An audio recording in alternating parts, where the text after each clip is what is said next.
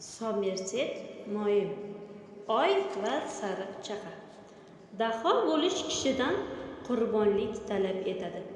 O'zida dunyo ahlini lol qoldiruvchi iqtidor borligini sezgan kuni insonning tom ma'nodagi o'lgan kunidir.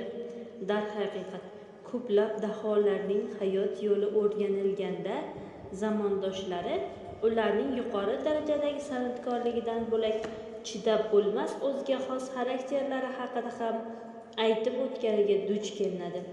Negaki o'zidagi iqtidordan faxrlangan, xom sut emgan banda manmansirash va takabburlik dardiga mubtalo bo'ladi.